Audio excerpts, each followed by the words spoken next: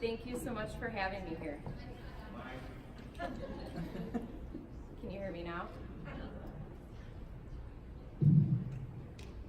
Can you hear me now? Yes. Thank you so much for having me here.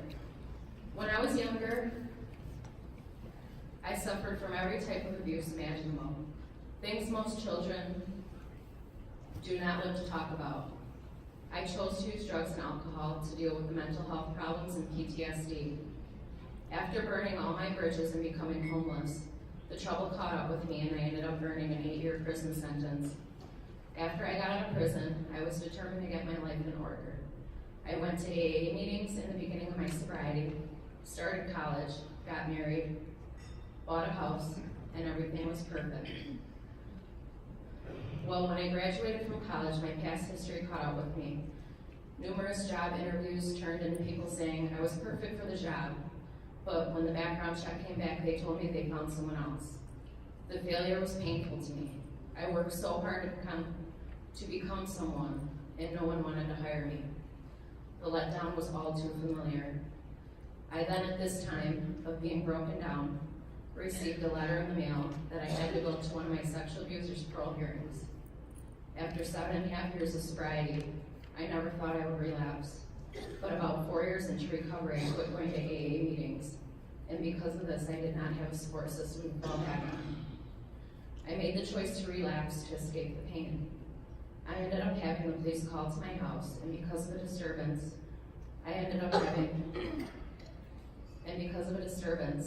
while they were there, they found Spoxin. That wasn't mine, that I was using to detox from heroin. They also found drug paraphernalia. I ended up getting arrested. I thought I was getting revoked. I was so afraid and disappointed in myself. One day while in jail, Jennifer Hoffmeister came up to talk to me about a drug court program as an ATR. I ended up getting accepted into the program. I started the program at the beginning of June of 2016 and graduated in November of 2018. I completed the program without one missed appointment, without one positive drug test, and by completing more than was asked of me. I also worked with a great counselor who helped me with counseling for sexual abuse. I went to the parole hearing and stayed sober through it. That was a major success. It would not have been possible if there weren't so many great people like all of you here today to call and check up on me and make sure I was okay. I have started 2 businesses since I started drug court. I started a clothing business on eBay and a dog breeding business. Both are doing great. Without the program and the people who helped me along the way, I might not be here today. I have gained the confidence and the self-esteem back that I needed because of this program. I just passed 2 years clean on April 27th.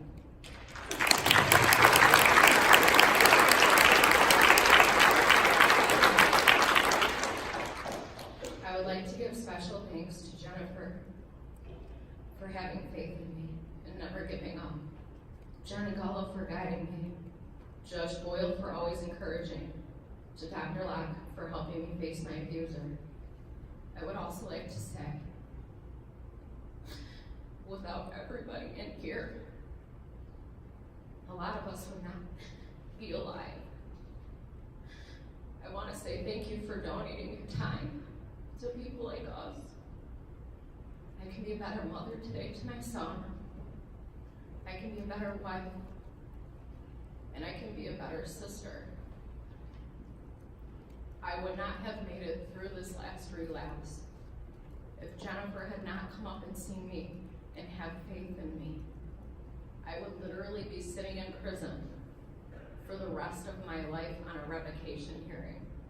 My son would be graduating without me there, and my husband would be raising a son alone. I would have died. So to all of you who volunteered, I am forever grateful, and I'm alive today because of you. Thank you.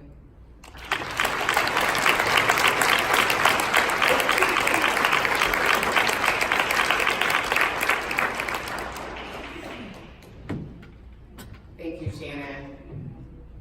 Pretty powerful stuff when you really think about it. Just all the things that we face as a participant coming into all of your programs, not knowing if we're gonna succeed, and constantly being encouraged and patted on the back by all of you. So thank you again for all of that. Our next participant, Katie, is a 2018 Family Drug Treatment Court graduate from Milwaukee, and she lives in Milwaukee with her boyfriend and her 5-year-old son, Carter. She is working on reversing guardianship of her youngest child, Lola, who is 3. She currently has Lola every weekend and is looking forward to their near future. Katie works at Justice Point as a certified peer support specialist, working with people who are also struggling with addiction and mental health. Let's welcome Katie.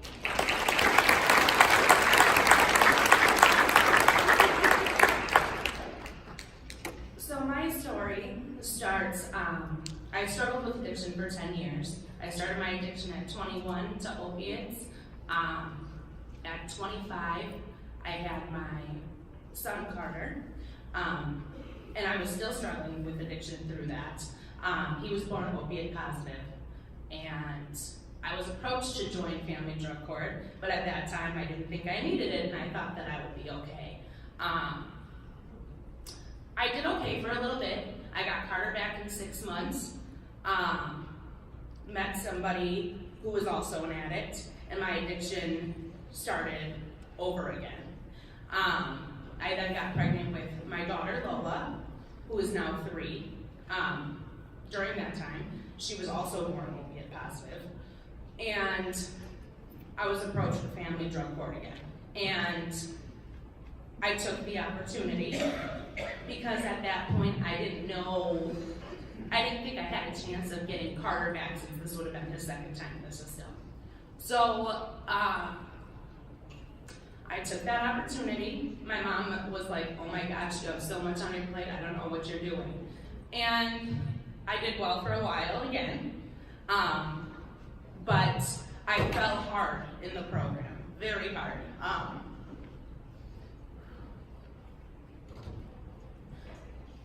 I went back out, did the whole homeless thing again because of somebody that I could not leave alone, which was Lola's father at the time. And I ended up in the hospital with endocarditis, with an infection in my heart. I'm sorry. And they didn't think I was gonna make it through that. So they put me in a rehab center, like not a AODA rehab center, a rehab center to, because they had a stent in my heart. So I was in there for 2 months. Depression took over me, but I had a lot of time to think. And in that 2 months, when they finally told me that I was getting better and I wasn't going to lose my life, I was like, okay, like I'm either going to die and never see my children again, or I can get my shit together, and I can do this. So I decided to get my shit together, and I did it. And during that time, I found my voice. I never had a judge tell me that I could advocate for myself so well, that I could be my own attorney. So I did that. I found my voice. I was able to communicate with people. I was a member of NA in my whole NA family, which also really helped me. I got very involved in that, went to all the events, started running meetings, slowly but surely getting my children back. Carter came home with me in June of last year, and we're happier than ever. His sister, I gave up guardianship of clean, which was one of the hardest things I had to do.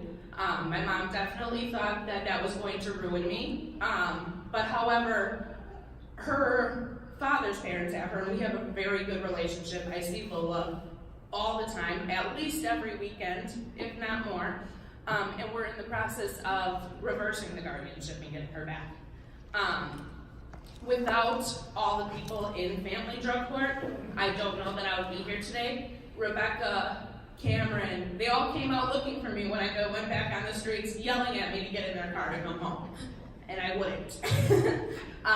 But eventually I caved, and my health was important to me at that time, and I went to the hospital, and that's what I needed to do. I needed to get into that hospital and get right and get better.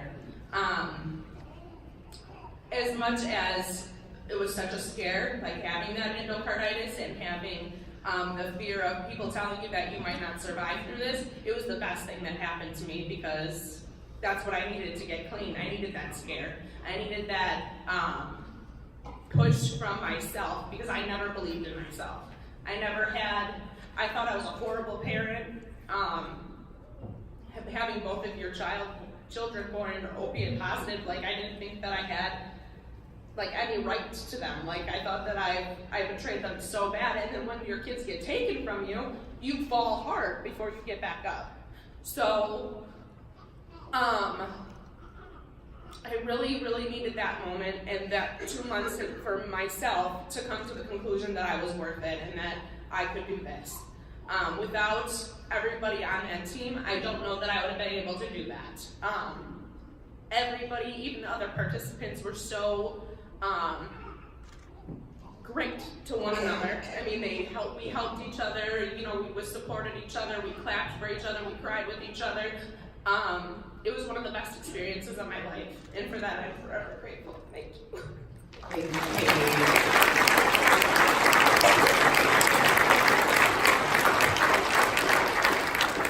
I think that Katie's story just reiterates that drug court is family to us. I think a lot of us in active addiction have lost our brothers, sisters, moms, dads. Those people are not looking for us. When we're out on the street, homeless, telling us to get in the car, they're like, don't come back. But our drug court teams are showing up for us.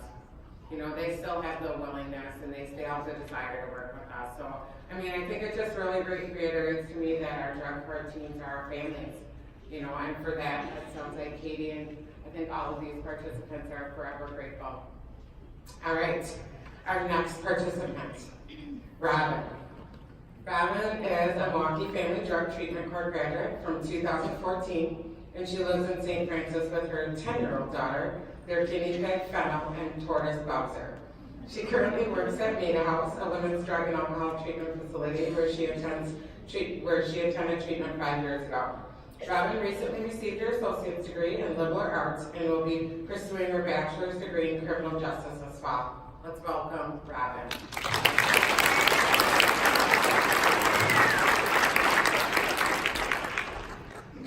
Hello, everybody.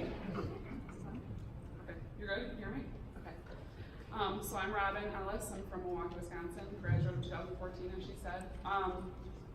I too just want to thank you all for being here and for all the work and effort you put in what you do in your everyday life. For me, that was crucial. People who showed up in my life at the time when I needed the most and I didn't want it. I grew up in Milwaukee to 2 alcoholic parents who they didn't know what they were doing. They didn't know how to raise children, and that played a big role in my life. I grew up in a home that was dysfunctional, chaotic, and all I wanted to do was run from that. I didn't want to go home. I found an outlet in school, and I was grateful for that because I was able to trust some adults at school, and I was able to find some relationships that I really needed. But that didn't help, my wanting to escape when I got home. And so because my solution that I saw growing up was alcohol and drugs, that's what I ended up turning to. I had my first drink when I was 11. It was with my mom. She enabled me to drink and use, and that just spiraled. That spiraled quickly, and it grew into something very wicked and dangerous, something that I wouldn't wish upon anybody today. So growing up, like I said, my addiction, it spiraled. I turned to pills by the time I was 15. And it was honestly, it was the way I got through. It was the way I made it to school every day. It was the way that I shut out reality and just continued to push through. When I was 18, I found out I was pregnant with my daughter, and I went through a really hard time. Everybody around me, they were like, look at your life. What are you gonna do? What do you wanna do?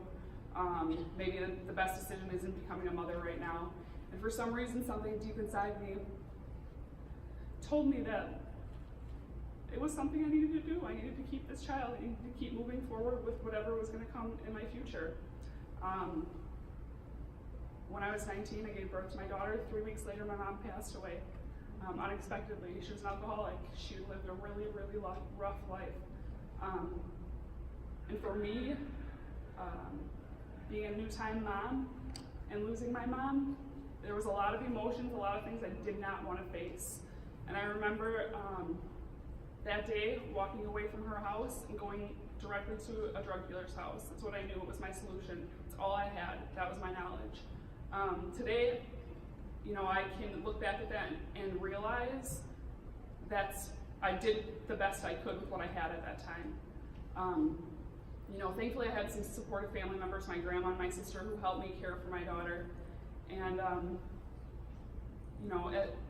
after all it was said and done, were also the people who ended up calling CPS on me. And I needed that intervention. After 3 years of my daughter's life, I was at a point where I was putting her and myself in danger. I had totaled 3 cars. I had been arrested. There was just numerous consequences that weren't stopping me from continuing to use and continuing to see myself go down a very, very dark path. My daughter was removed from my care in 2013 and placed with my sister. And I laugh because she's in the audience shaking her head, nodding, yep, that's right. And I'm grateful for this opportunity for her to be here and be able to, come to these things with me today, because honesty was not something I had growing up. We hid everything. Everything was pushed under the rug. We didn't talk about what happened at home. And today I'm able to come forth and say, this is what happened. How do we work through it? How do we better ourselves? But I didn't know how to do that. When I lost rights to my daughter, I lost everything I had inside of me, because at that point all I had was being a mom. It's how I identified myself, and I wasn't really good at it. I didn't really know what I was doing. And I don't say that because I want pity, I say it because I knew I didn't have those skills because they weren't taught to me. So when that intervention happened and my daughter was taken out of my care, like Katie said, I fell hard, and I had to fall for a good 7 months.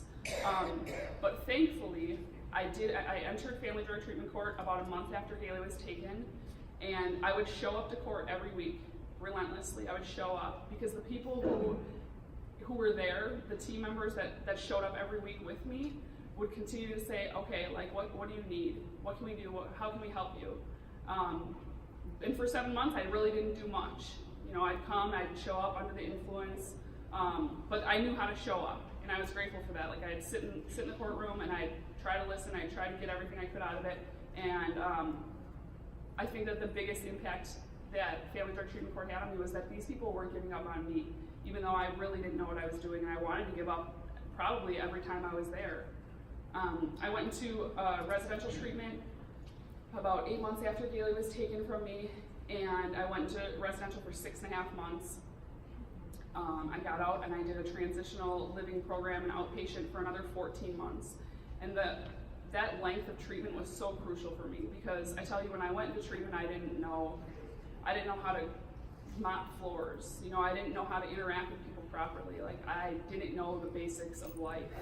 And being able to start build that foundation was everything I needed to not only be the mom I am today, but be a person in society, an employee, just everything. Be able to pay bills, to show up in my own life today. So Haley was reunified in 2014. She was out of my care for about 14 months, and I struggled because I was young. I was about 23 when Haley came home, and drugs was always my problem. And so I had this thought, like, I can drink, right? I can drink like normal people. And so I did. I went out and I drank, and I realized I can't. And the one thing, I bring that up because I remember going back to court and talking to Rebecca.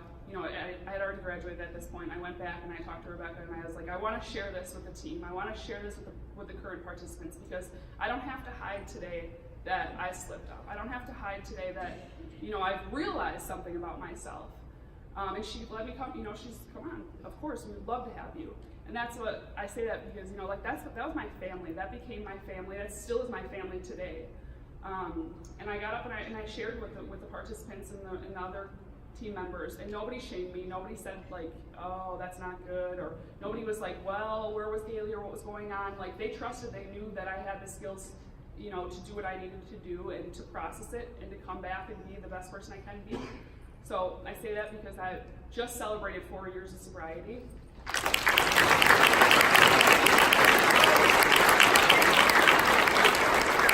And the amount of things that I've done and I've learned in just the past 4 years is amazing. I don't think that I would be here. I know I wouldn't be here if I had to do this alone. The more people that were wrapped around me, the better chances at success I had. And I didn't want it at first. I was a very isolated person. I thought I could do it on my own. Just tell me what to do, I'll do it.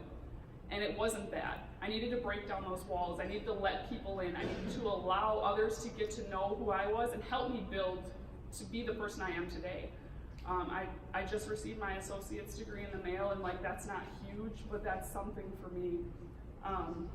I also just realized I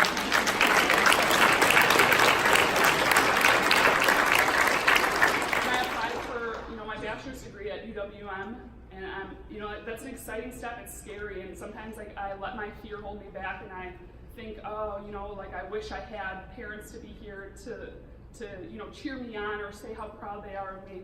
But I don't need that today because I have so many team members still in my life today who, continue to reach out to me, who I get to see on a regular basis because of the work I do, who tell me you impact so many people's lives, and that's what matters to me today. I get to stand up here today.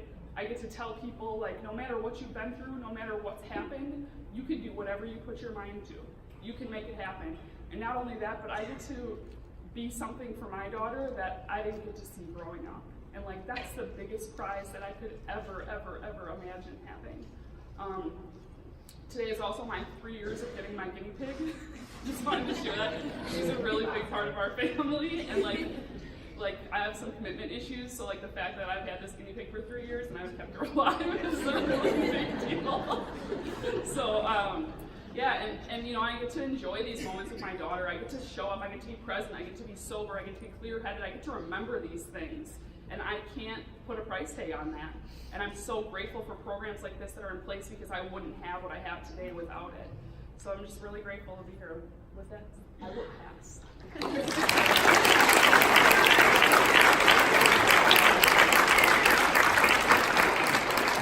That's awesome. Thank you so much. All right, our last participant, Nick. He, at 13 years old, Nick made the move from Chicago to Westfield, Wisconsin, where he had a difficult time adjusting in small town life. His continued substance use and legal issues led to his acceptance into the Marquette Treatment Court Program in early 2017. Nick successfully graduated from Treatment Court on February 5th of 2019, and this is his story.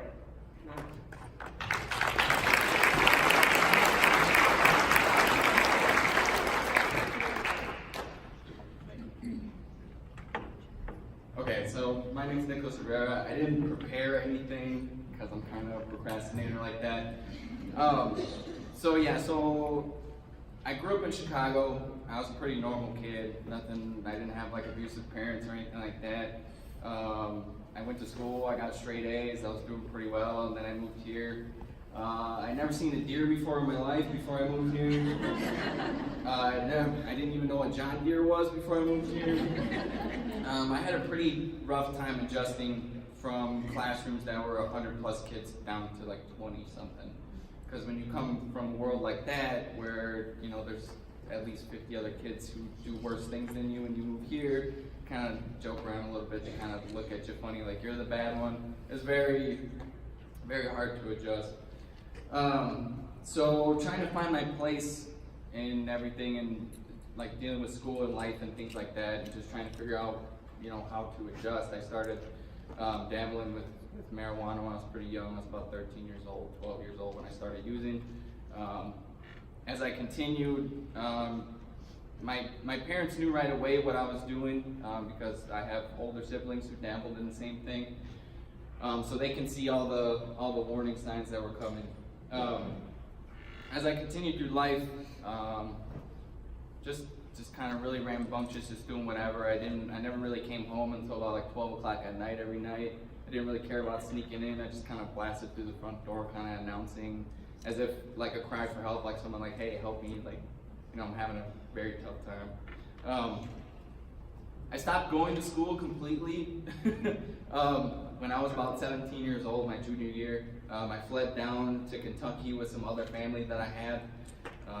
They lived in a dry county, which alcohol is illegal to sell there. That's when I started binge drinking with my mom. My mom is an alcoholic, has been for a very long time. So I started binge drinking at the age of 17, and then I got some terrible news when I was down there that the girlfriend who I've been dating for the past 5-6 years that I was with all through high school and middle school, she passed away. And that tore me pretty bad. I came back the next day for the wake. It's about a 12-hour round trip. Got back, and after the wake and the funeral and stuff like that, I kind of started to break apart. Like all the facade that I had, it wasn't holding up anymore, and I started dabbling in opioids and antidepressants. Little did I know at the time that I know now, I'm actually diagnosed with bipolar disorder, which was something that I was battling since I was about 14, 15 years old when it developed. I didn't know, but I was, what do I call it? I was self-diagnosing, self-medicating for a long time. I ended up checking into a rehabilitation center in Madison. I was there for a total of 6 months, 3 months inpatient, 3 months outpatient. I learned a lot, but I didn't apply it. After I left there, it didn't take about more than 2 weeks before I was back out on the streets with all the people who I call my friends using and abusing, and, you know, just same story. So for a while, that's what I was doing.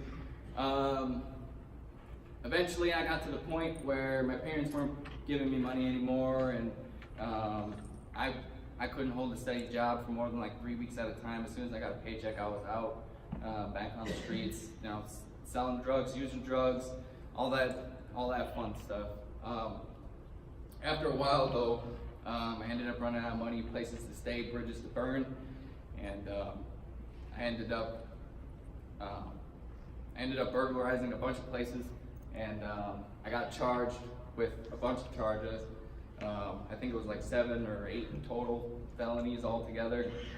During my time going through the court process and pushing back court dates and trying to get more time to go back out on the streets and use before my final judgment, so to speak. In between those times, I was still stealing and still burglarizing places in the meantime, which I got caught every time. You know, bail jumping after bail jumping. It was a terrible experience. So during all those times, after the investigation and everything was done, they learned about my story. I was in the area for a very long time, for about 10 years total at this time, so everybody kind of knew me and my family and, you know, what I was about and what I was going through. They offered me treatment court.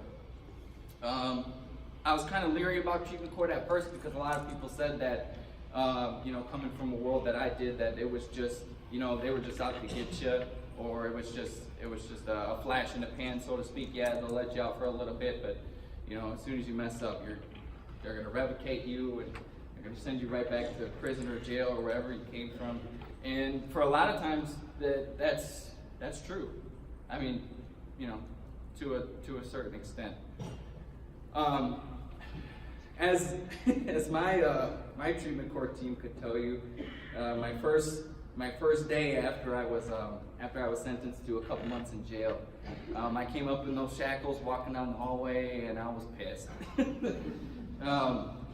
I could not handle the stress of all those years of accumulating emotion and resentment and anger, and just being locked with myself in a room and there was no way to get out. I literally had to face my own fears and anger and everything that I've been holding back because I couldn't escape it. I couldn't even go outside. There was no way. And then once I got into that first day in treatment court, it was an eye-opening experience. They didn't have any faith in me. To start with, they looked at me like, this guy is not gonna make it anywhere. So after a while of being with the like-minded people that you find in jails and in the prison system, you learn that it kind of gets old after a while, because you look around and these people that come into jail and come into prisons, it's kind of like a revolving door situation. They know a lot of these people by first name because they keep coming back. I didn't want to be one of those people. I looked around and I saw where my life was heading, and I didn't want to be there. By the time I entered jail, I weighed 110 pounds, and they had to withdraw me steadily and taper me down off of Xanax because I was snorting about 50 of them a day. So it was a life-changing event to go through jail. A lot of people don't really say that too much because it's not a fun place to be, but in there I studied a lot of things, both spiritual and physical. That's where I actually got my first job, was in jail. I started working at Subway, making sandwiches. I just wanted to see the light of day again. And once I got through there, and I got through treatment court, it was a rough process at first. You come out of jail or you come out of rehab centers with nothing. You don't have a license, you don't have a car, you burned all your bridges, you can't ask your family to help you because you robbed them so many times. Like, where do you go? Like, how do you get to the testing facility? How do you do this? How do you make it to meetings? You know, that was one of the hardest things that I had to deal with. But I had to, swallow my pride, and I had to go through and make a lot of good decisions for my life. Fast forward to now, and I'm pretty honored that they asked me to come up here and speak. I'm a pretty raw speaker, and I'm pretty to the point, pretty truthful. I'm surprised I haven't sworn yet, actually. But I couldn't thank my treatment court enough. It's weird to be standing up here from the life that I came from and say that I'm really good friends personally with the captain of the jail and the DA and the defense attorney over there, and even the judge of my county is standing right there. It's fantastic. It's great to say that I know these people on a first name basis, and I know that if I need anything, I can always turn to them for help. This program has done a lot of things for a lot of people, and I feel like it's done more for me than I can ever imagine. I know that sometimes it feels like it's just another court date, but you learn a lot, and these people are similar to us. Not like we're individuals, yeah, but a lot of us aren't unique. We share the same stories, and we've been through the same things. So it's nice to have those people to relate to and to fall back on, and kind of work with one another to create something and go out in the community and even make something better. So I just want to say thank you, all of you guys, for donating your time. I know a lot of you guys do this as kind of a volunteer sort of thing, which is fantastic. But I just want to say thank you. And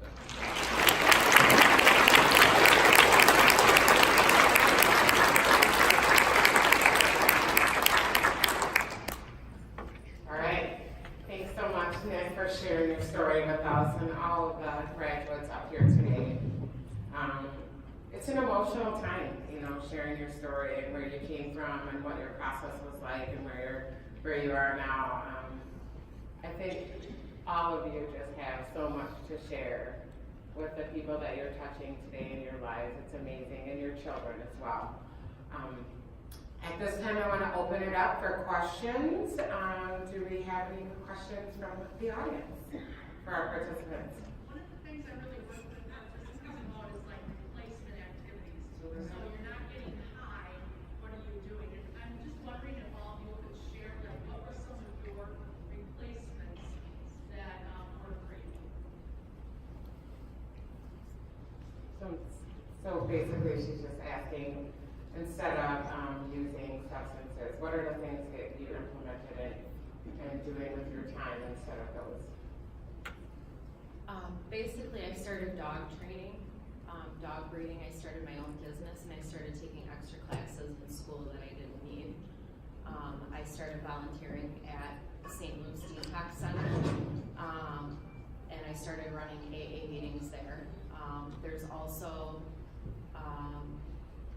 the main AA group, which has a store, and I volunteer there, selling books and magazines and pamphlets and any type of literature that they need to keep the store open during the day. Busy hands keeps your mind going. Idle time is not good, so. I would say I was at a loss. Like, I didn't know what to do, so I just did what everyone around me was doing at the time, and that was like going to NA meetings. And then I started getting really involved with them and running the meetings, going to every event that they had at the time. And I still do that to this day. I continued that, and I love it, and it's something that I'm very passionate about. So that's what I did. When I came into Family Drug Treatment Court, I was actually on methadone, so that was you know, a big piece of my detoxing off of the physical, you know, the physicality of it. But as far as doing different activities and getting outside of my comfort zone, when I started detoxing from the methadone itself, I found myself doing a lot of yoga and taking care of myself physically and emotionally, spiritually, everything. You know, started eating differently, started looking at what I was doing wrong, you know, I guess for so many years. But also, you know, I always say that I couldn't have done everything I did with just one program. So I had a lot of different things going on. Was a treatment, Family Drug Treatment Court, and AA, you know, being in that recovery community outside of treatment, because treatment ends, Family Drug Treatment Court ends. You know, the relationships you take with you is a whole different situation, but recovery for me is a lifelong process, so I have to find something that I'm going to be involved in for the rest of my life, and I find that in the rooms of Alcoholics Anonymous, thank God. And like Kate said, like getting wrapped up in service work and doing for others and learning how to take that outside of just recovery, you know, in life, you know, getting back involved with my family and building those relationships, and I think that ends up taking a lot of my time up today, which I'm grateful for. I think that everybody else here is totally right. At least for the first year, you don't want any big changes for the most part. So self-work and you know, working with meetings, NA and AA respectively. I think those could be great in not only giving back to your community, but also finding out like who you are, because a lot of us have no idea for a very long time. But after that though, it's a lot of self-searching for the most part, like with whatever it may be, you know, in the arts, you know, working out in your community, self-work, service work, all that good stuff really makes a difference after a while. All right, thank you. Any other questions? Got one in the back and then one up here in front. When it came to incentives and sanctions, what was most impactful for you? Community service. It was terrible, but I loved it at the end. All right. Anybody else? Any sanctions that really stuck out for you guys that made an impact? I think that, I mean, my own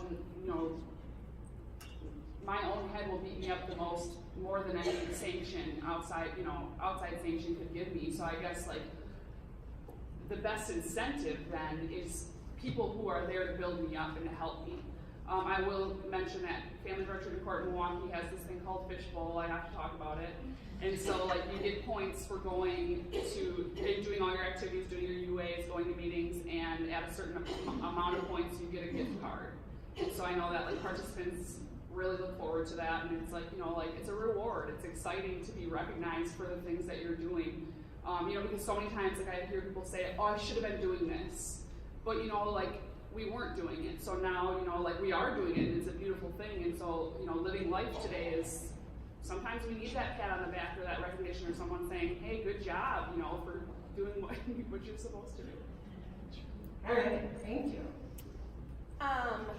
Probably getting to spend time with my kids, sharing that with the other participants in the room, watching the other participants getting to go, you know, like, oh, you have unsupervised visits now, like that little stuff, like it means a lot to us, or to me it did at least. And you know, when I was able to bring my kids into court and like my kids being a part of that family, that was huge. And they still talk about it to this day. They're like, when can we go back to court? And I'll be like, stop saying that in public. But they absolutely love it. They love Judge Donald. They loved Rebecca. They love everybody there. And they Judge Donald would have my kids on his lap and letting them bang the gavel, thank you. But like that was like the best for me, like watching that and like showing me like, okay, these people like legit care about me. That was probably like the best incentive that I could have gotten. In Racine County, one of the incentives they do is when you graduate to another level, they give you a coin, like a one-a-day coin, almost like AA. And I think the value in that is, even though when you're in recovery, you can say you have a year or a month, my thing with the coin is you can feel it and touch it. So when you have thoughts of using or anything like that, any type of negativity, the actual rubbing the coin and feeling it and having something in your hand is a good thing. And the fact that the court was recognizing the coins and bringing the recovery type of the coins and the anniversary into the court was really, really cool. So. Thank you. Next question. All four of you are graduates. Have any of you gone back to your drug treatment courts to talk to participants? And if so, what do you get out of it, and what do you think the participants get out of it? I have actually not gone back to the court, but I am on a list for people who are in drug court, and they can personally, like the women will get a list with my name on it. In drug court, who are actively participating, and they can call me, and they do call me, and they ask me for advice or where AA meetings are, and if they do need a ride or they need someone to go with to their first meeting, or advice, or what's the best way to go about talking to someone in the program. I have talked to people about that, and it's really rewarding that I can be sort of a go-between between those people in the program, because it kind of buffers them and lets them know that I know a lot of people think when they're starting the program, they're out to get me. So it's really good to be put in a position to let them know, listen, I did it, and they saved my life, and they're not gonna hurt you. Be honest, be open, and then to also go pick them up and bring them to meetings. It's a really good feeling that they can count on me. It makes me feel really important and giving back and helping another person.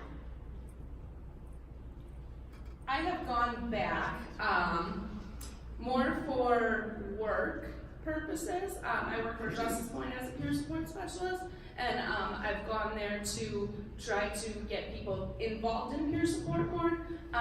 However, the coordinator of Family Drug Court has contacted me about specific people whose stories are very similar to mine, and like has reached out to me to be there to talk to them, which I'm more than willing to do, and I have. Robin actually was one that was there for me that Rebecca hooked me up with when I needed somebody to talk to. So yeah.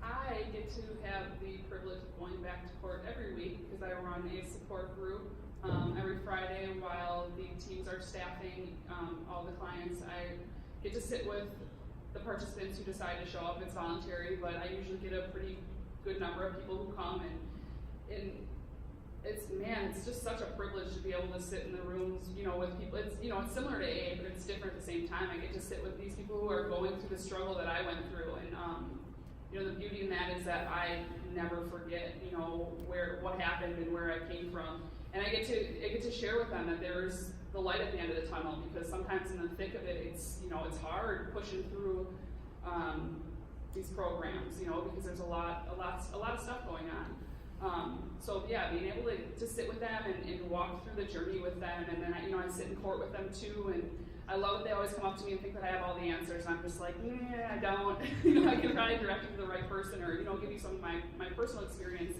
But just being able to be there for others is a huge part of my own recovery today. Being able to show up for others, and like Katie said, like have people call you and know that you're needed. Like your presence is needed is a really big thing. We have a saying in a lot of our recovery groups: you can only keep what you have by giving it away. If you were, given this opportunity to, better your life and have all this structure, why wouldn't you want somebody else to have it? Why would you keep it all for yourself? It's great that the treatment courts have us too, because sometimes we kind of bridge the gap between us and the participants. A lot of times, like say, if you were going to go visit someone that was, a potential client that was sitting in jail, and you came in there, they would kind of see you as a snake oil salesman. Like, what is he selling? Why am I buying it? I know this guy's a part of this, so why would I want to, join this? Like, what is really going on here, so to speak? Because a lot of us are paranoid when we first get clean, to be honest with you. Like, who's out to get me? Who's watching me? Things like that. But yeah, it's nice to have us to kind of bridge that gap, so we can be, the conduit for you guys to see the change. Not only that, but also not to, kind of, be a friend, give them advice, and kind of, show them along the path. And I think that's a great opportunity for us as well. Sounds like a win-win for both the team and the graduates and the participants. So use your graduates. Anybody else?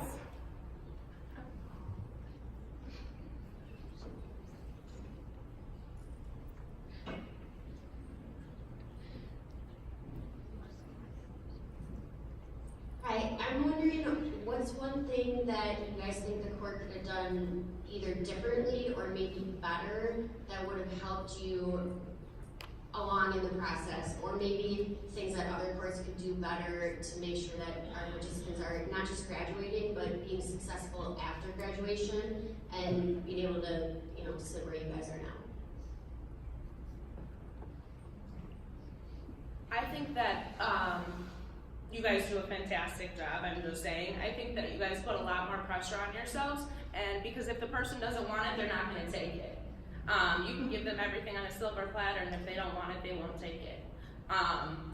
For me, I think, again, like everybody showing how much they cared and coming out and finding me in my homeless spot. Thank you guys.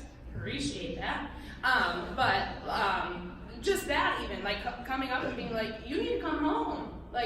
Come home. Just that alone, because I didn't have people. I didn't think that anyone cared. And that helped me a lot. And just even the relationships that I formed with other people's team members, because if your attorney was gone, another attorney would step in for you, and you had all these people by your side, and it was good. It was a good feeling for me. But I also know that they did everything for me before I went into the hospital, and I didn't take it. So there's really only so much you can do if they don't want it. Anybody else? You guys do a great job. So, there's no offense to this or anything, but just from my experience with the drug testing, not that I'm a tattletale, but I know a lot of people fake the drug test. So I think that when they call the hotline, they should have a 45-minute window to get in to go to the bathroom. Because if you take a pill or a drink or anything like that, it's not effective in the amount of time. Whereas if you call in at 8 in the morning and you know you have to pee, you can come in at 3 in the afternoon and do the drug test. So I think that it should be an automated thing where if you call in at 8, if you're not in by 8:45, it's a fail. Because it's way too much time that you're giving them to come in and do the drug test, in my opinion. And that's just because with me having an AODA counseling certificate and being with it all, I just think it's way too much time. It's way too much leeway that we're getting, in my opinion. When you give them sanctions in jail, to leave people sit in jail for a week is a free vacation. I think there needs to be AODA counselors or people going up there giving them homework. They need to be doing treatment plans, setting a system in place in a group, homework, packets, getting a support system put in place. Just sitting in jail for a week is not something that's, what is me sitting in jail for a week doing for me? I need to be having someone come up and sit with me and talk to me and giving me work and setting a plan in place and telling me what groups I gotta go to and getting a support system. And so these are just, not that the program's bad. I mean, I did graduate and I did good. I just think that more pressure and a little bit more work in the sanctions and a little bit less leeway with the drug tests would make it a little bit harder to graduate. Anybody else? All right, any other questions? Right here.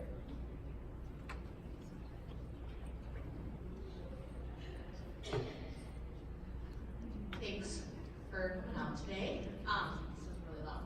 Sorry. What do you guys do for self-care?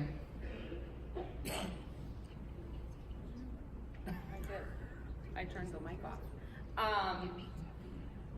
Self-care.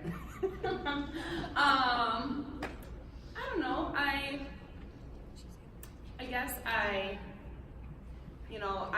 have the means today to be able to, go get my nails done, take my daughter with me to go get our nails done, spa stuff, NA for me, huge.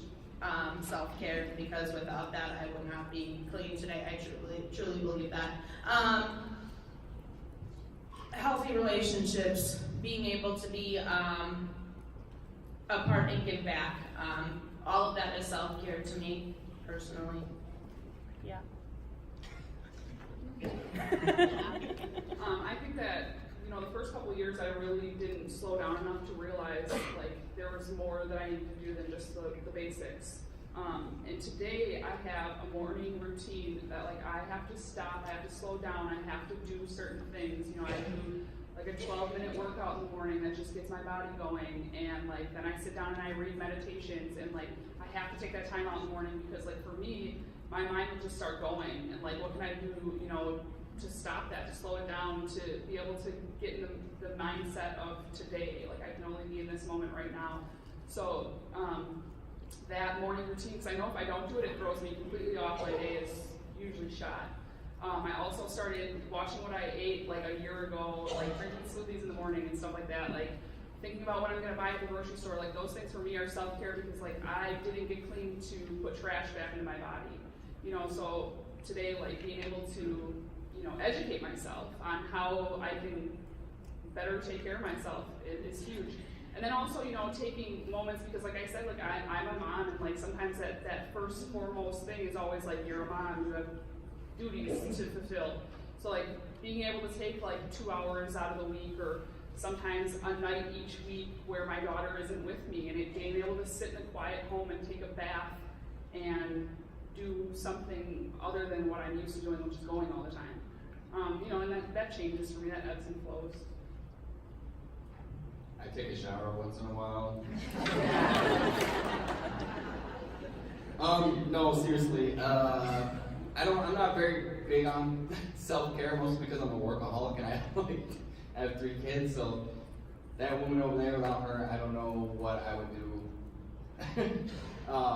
She makes sure that I take care of myself so I don't keel over in self-exhaustion all the time.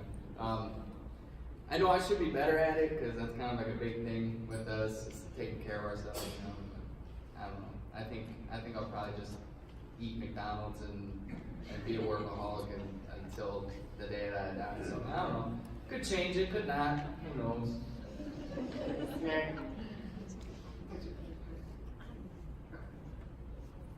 I do meditation every morning, and I go to AA, bubble baths, cooking, coloring, spending time with the family, and just learning everything I can about the dogs that I breed, and meeting new families with them keeps me busy, so. Great. I think we have time for one more question. Is there anybody else?